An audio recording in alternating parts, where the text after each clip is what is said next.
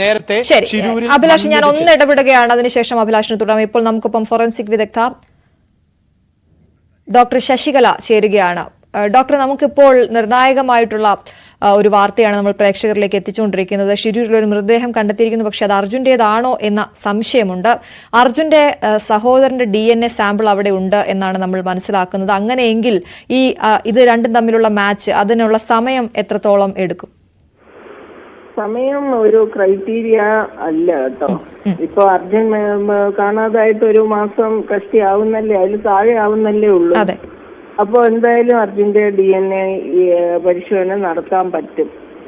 അർജുന്റെ long bones ഏതെങ്കിലുമോ അല്ലെങ്കിൽ ടൂത്തോ ഒക്കെ.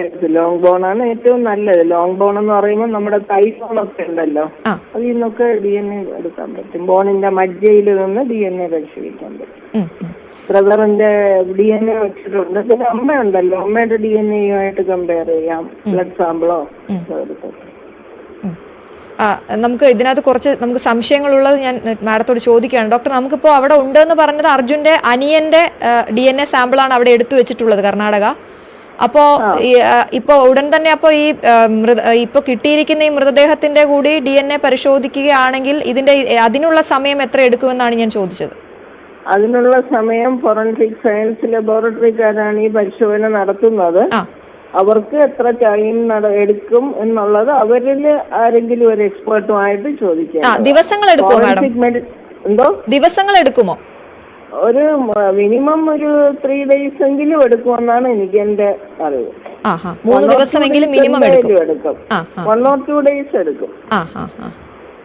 അപ്പൊ ഈ ഫാമിലിയിലുള്ള ആരുടെയെങ്കിലും മതിയാകുമല്ലോ അല്ലെ? ഇപ്പോൾ ആരെങ്കിലും അല്ല, ബ്രദർ, അമ്മ, അച്ഛൻ, അവരുടെയൊക്കെ മതിയാകും. ഇപ്പൊ കിട്ടിയിരിക്കുന്ന മൃതദേഹത്തിന് 22 ദിവസം അല്ലെങ്കിൽ 20 ദിവസത്തിന് കൂടുതൽ പഴകിയിട്ടുണ്ട് എന്നാണ് നമുക്ക് അറിയാൻ സാധിക്കുന്നത്. പക്ഷെ ആ മൃതദേഹത്തിന്റെ പഴക്കല്ല, അതിന്റെ മജ്ജയിൽ നിന്നാണല്ലോ നമ്മള്. ഇപ്പം മാംസമൊന്നും ഇല്ലല്ലോ, മുടി മാംസം ഇതൊന്നും ഇല്ലാത്തത് കൊണ്ട് അല്ല, ഉണ്ടെങ്കിൽ തന്നെ അതിന്റെ DNA ഇനി നോക്കാനും പറ്റില്ല. പകരം എല്ലിലെ ബോൺമാരോ മജ്ജയിൽ നിന്നാണ് ഇനിയിപ്പോ ചെയ്യാൻ പറ്റുക, അല്ലെങ്കിൽ പല്ലിന്റെ പൾപ്പ്. അപ്പൊ എന്തായാലും മിനിമം ഒരു 3 ദിവസമെങ്കിലും നമുക്കിത് അർജുനാണോ എന്ന് അറിയാൻ എടുക്കും. എന്തായാലും ഒരു 2 ദിവസം എങ്കിലും എടുക്കും. അത് ചോദിക്കേണ്ടത് ഫോറൻസിക് സയൻസ് ലബോറട്ടറിയിലെ ഒരു എക്സ്പേർട്ടിനോടാണ്. അത് മറ്റൊരു വിഭാഗമാണ് അല്ലേ മാം? മറ്റൊരു വിഭാഗമാണ്.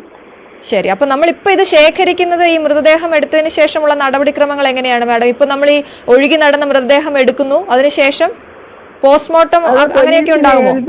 പോലീസ് അതിന്റെ മെമ്മോറാണ്ടം, ഇൻക്വസ്റ്റ് ഒക്കെ തയ്യാറാക്കുന്നു, പോസ്റ്റ്മോർട്ടത്തിന് അയക്കുന്നു.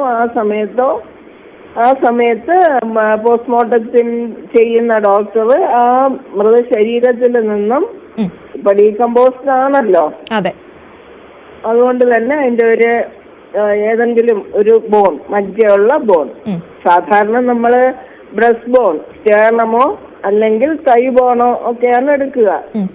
പല്ല് ഫോറൻസിക് സയൻസ് ലബോറട്ടറിക്കാരൊക്കെ കുറച്ച് ബുദ്ധിമുട്ടാണ് അതിൽ നിന്ന് കണ്ടുപിടിക്കാനെന്ന് പറയുന്നു.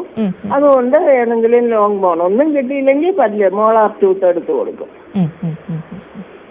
നമ്മൾ ഈ വിഷയത്തിന്റെ കോണ്ടെക്സ്റ്റിൽ അല്ല എങ്കിൽ നമ്മളിപ്പോ ഈ നമ്മുടെ മണ്ണിടിച്ചിലുണ്ടായ വയനാട്ടിലും അത്തരത്തിലുള്ള രീതിയിൽ തന്നെ ആയിരിക്കും പരിശോധന നടത്തുക അല്ലേ മാം? അതെ അതെ അതെ, വയനാട്ടില് അൺഐഡന്റിഫൈഡ് ബോഡി, മ്യൂട്ടിലേറ്റഡോ അൺഐഡന്റിഫൈഡ് എൻറ്റയർ ബോഡിയോ ആയാൽ നമുക്ക് ഇതുപോലൊരു മെത്തേഡേ പറ്റും. മ്യൂട്ടിലേറ്റഡ് ആണെങ്കിലും ബോൺ ബിറ്റോ പല്ലോ ഒക്കെ കിട്ടിയാൽ അതിൽ നിന്ന് നമുക്ക് ഐഡന്റിഫൈ. മാഡം, അപ്പൊ ഈ ശരീര അവശിഷ്ടങ്ങളാണ് കിട്ടുന്നതെങ്കിലോ, നമുക്ക് മുഴുവൻ ബോഡി കിട്ടിയില്ല, കയ്യോ കാലോ വിരലോ ഒക്കെ ആണെങ്കിലോ? വിരലാണെങ്കിലും നമുക്ക് ചെയ്യാൻ പറ്റും. നമ്മൾ നോക്കുന്നത് നമുക്ക് ഹെയറിന്റെ റൂട്ടിൽ നിന്ന് അറിയാം, മസിൽസിൽ നിന്ന് അറിയാം, പിന്നെ ബോൺസിന്റെ മജ്ജയിൽ നിന്നറിയാം. അപ്പൊ അതൊക്കെ കിട്ടിയാൽ എടുക്കാൻ പറ്റും. ശരി, വളരെയധികം നന്ദി. ഫോറൻസിക് വിദഗ്ധയായ ഡോക്ടർ ശശികലയാണ് നമ്മളോട് സംസാരിച്ചത്. KP അഭിലാഷ് വിവരിക്കുകയായിരുന്നു. അഭിലാഷ്